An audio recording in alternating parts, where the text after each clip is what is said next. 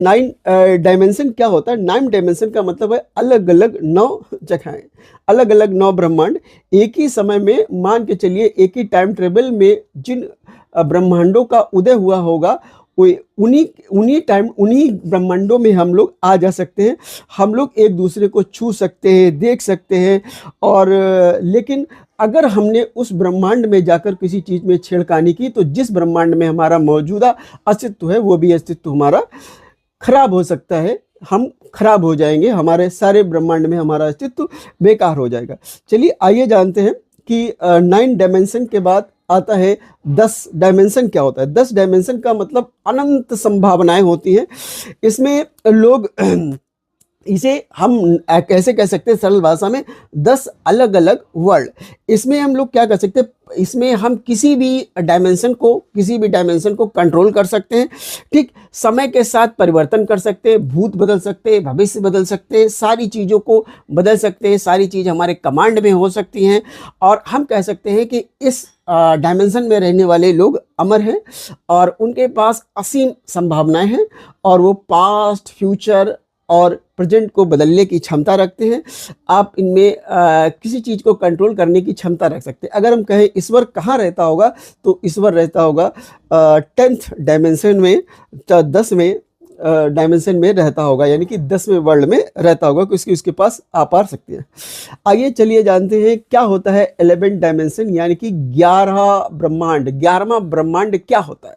तो 11वां ब्रह्मांड के बारे में बहुत ज़्यादा जानकारी नहीं है, लेकिन हिंदू धर्म के अनुसार और स्ट्रिंग थ्योरी के अनुसार 11वें ब्रह्मांड की अगर हम बात करें, तो 11वें ब्रह्मांड को हम एज ए क्रिएटर कह सकते हैं। जैसे आपने नाम सुना होगा ब्रह्मा। ब्रह्मा का काम है दुनिया बनाना, उसके साथ बहुत सारी किंवदंतियां जोड़ दी गई।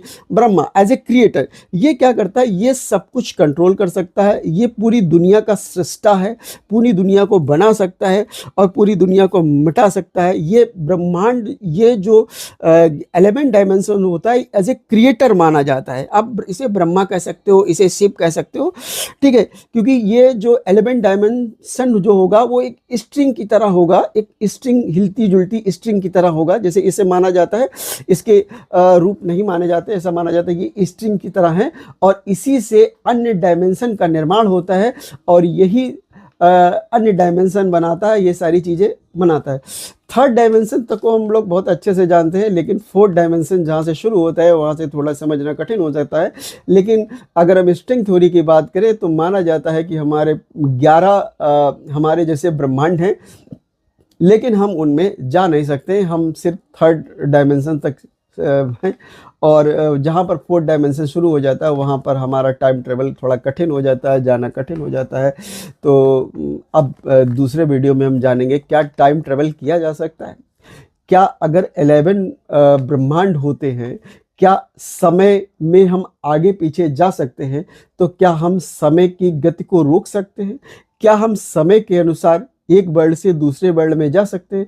तो आज के वीडियो से इतना तो क्लियर हो चुका है कि हमारे समान पैरेलल वर्ल्ड है, ठीक है। और पैरेलल वर्ल्ड के बारे में ये बहुत सारी अल्बर्ट आइंस्टीन ने बताया, बहुत सारे वैज्ञानिकों ने बताया। चलिए आगे दूसरे वीडियो में हम जानेंगे पैरेलल वर्ल्ड की कहानी, और तीसरे वीडियो में हम जानेंगे टाइम ट्रेवल। अगर आपको वीडियो अच्छा लगा तो इसे लाइक करिएगा और इसको शेयर करिएगा। चलिए tata, bye bye, good night और स्वीट ड्रीम्स।